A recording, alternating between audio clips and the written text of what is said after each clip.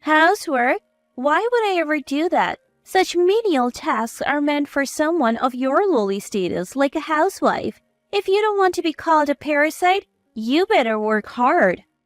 I tried my best to hold back my emotions after hearing those words. My nails dug deep into my palms as I clenched my fists tightly. I had always been on the lookout for an opportunity to get back at my sister-in-law who looked down on me for being lowly. My name is Charlotte. I have been married to Mark for about 2 years. Initially, after our marriage, I intended to work alongside Mark. I can't let my wife work. It's against my pride. I'll earn, and I want Charlotte to stay home. However, due to his somewhat old-fashioned belief that I became a homemaker. Being a homemaker is quite challenging. I wake up early to take out the trash, prepare breakfast, and pack Mark's lunch. After Mark leaves, I clean the house, carry heavy grocery bags, and prepare dinner before he returns. Then there's dishwashing and cleaning the bathroom. There's always so much to do. With no time to rest, I sometimes feel it's better I'm not working. Around our second year of marriage, Mark proposed. How about living with my sister? She said she wants to live with us. I think you two will get along. But I haven't really talked to your sister much. Will living together suddenly work out? Why this sudden proposal? We don't have our parents anymore. It's dangerous for a woman to live alone these days. I'm worried about her living by herself. Mark adored his sister. Having lost their mother at a young age and living with just their father and sister, it was natural for Mark to look up to his sister as a mother figure. In Mark's stories, his sister was always kind, wise, and dependable. Mark was enthusiastic, saying, "Now it's my turn to protect her. Just meet her once. I'm sure you two will get along." He persuaded me and I agreed to meet Sophia. A long time no see, Charlotte. Hello, Sophia. It's been a while. I hope we can get along well from now on. I had only met Sophia once during our wedding greetings and didn't know her really well. She's an ambitious career woman, a graduate from a top women's university, and works for a major company. Mark often bragged about her, saying she earned more than him. Talking to Sophia, I could tell she was highly intelligent, probably due to her education. She was quick-witted and pleasant to converse with. She was stunningly beautiful, with every detail from her hair to her nails meticulously taken care of. I felt a twinge of jealousy when Mark commented on how beautiful she looked. We enjoyed our conversations at the cafe, and in the end, Sophia paid for everything. Seeing the thick wads of cash in her expensive-looking branded wallet, I couldn't help but get excited. I naively hoped that with her substantial earnings, our household income might increase. However, my expectations were too high. Living together was fun initially, probably because I treated Sophia more like a guest. I treated Sophia like a guest, which might have been why things were smooth initially. Sophia was in good spirits and even gifted me some barely used branded items, saying, "I don't need these anymore. You can have them." I thought the three of us could live happily together. However, about a month into living together, Sophia's true colors began to show. Like Mark, Sophia had a high sense of pride. She constantly bought branded bags and accessories to compete with her female colleagues. Once the trend passed, she would discard them. Chasing after the latest trends, Sophia hardly saved any money and she didn't contribute to our household expenses. The branded items she gave me were just things she no longer needed.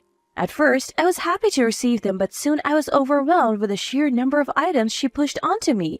I later found out that Sophie moved in with us because Mark wanted to save her from paying rent. She avoided rent to buy more branded items, and Mark had planned it all. Had I known this, I would never have agreed to live with Sophia. Mark had kept this from me when deciding to live with Sophia. Mark, doesn't this bother you? Oh, what do you mean? When I criticized Sophia, Mark seemed unfazed. As long as my sister is happy, I'm happy. I'm just glad to live with her again. Yes, Mark had an extreme sibling obsession.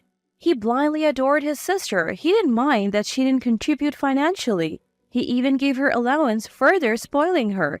This made Sophia even more arrogant.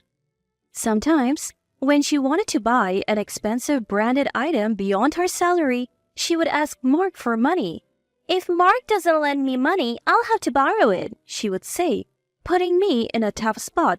Mark, thinking he was being relied upon, happily lent her the money. It would have been fine if she just contributed.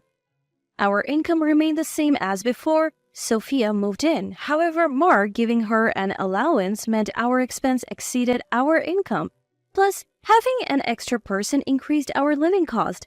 I had once asked Sophia, "Could you please help with the household chores?"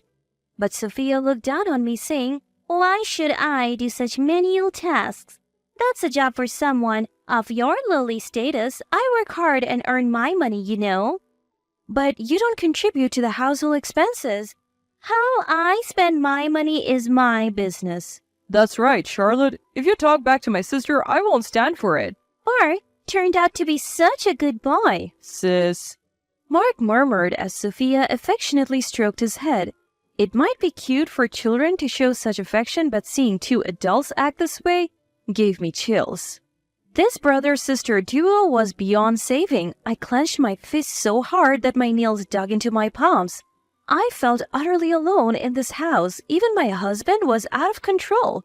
Seeing Sophia's attitude and realizing there was no hope for improvement, I began plotting my revenge against her. One day, an uncle I've been close to since childhood called. I'm in the area. How about lunch together? I've always been close to this uncle. We would meet at family gatherings and especially during Christmas. He had a gentle aura that I was particularly fond of. He looked and acted so much like my father, which was no surprise since he was my dad's younger brother. My father and he were very close. My dad often joked with a wry smile, "It's a bit complicated feeling when my daughter seems closer to my brother than to me." Accepting my uncle's invitation, we went out for lunch. Heard Sophia's living with you? How's she at home? I was taken aback when my uncle mentioned Sophia's name. "Do you know Sophia?" Yeah, I'm her boss at work. I was doubly surprised when my uncle nodded and said that. Sophia is excellent and works hard at the company. I sometimes worry if she's getting enough rest at home, but I guess I shouldn't pry into her private life. When I learned about the relationship between Sophia and my uncle, I had already devised a plan for revenge against her. If you want to see Sophia's usual behavior, it might be best for you to see it firsthand. I promised my uncle that I would secretly show him Sophia's usual behavior, and we just had lunch together before parting ways. Later that evening, I decided to invite my husband and Sophia to a restaurant for a discussion. I managed to persuade the two, who seemed to have no suspicions, and booked a table at the restaurant. I later reserved the seat next to ours for my uncle. Conveniently, there was a partition between the seats. You could hear the conversation from the next seat, but you couldn't see the person. A few days later, my husband, Sophia, and I sat at the reserved table. My uncle should already be seated next to us. "So, what's this discussion about?" As soon as she sat down, Sophia asked me in a curt tone, "Well, why don't we order some food first?" I tried to calm things down by handing Sophia the menu. After ordering, water was served. I took a sip to ease my nerves before broaching the subject. The truth is, I invited you here because I have something to discuss. I want to live separately from Sophia." At my words, Sophia looked at me with disdain and said, "What do you mean?" I feel like I have reached my limit living with Sophia. Her closet is full of luxury items. She doesn't contribute financially to the household, and I wish she would at least help with the chores.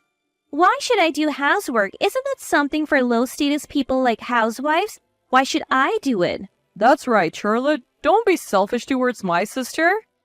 Who's being selfish? And since when is being a housewife considered low status? Are you challenging me? This must be a joke.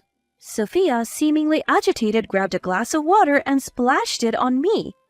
"You should just do the chores in my place. You don't even earn money. So don't you dare tell me what to do."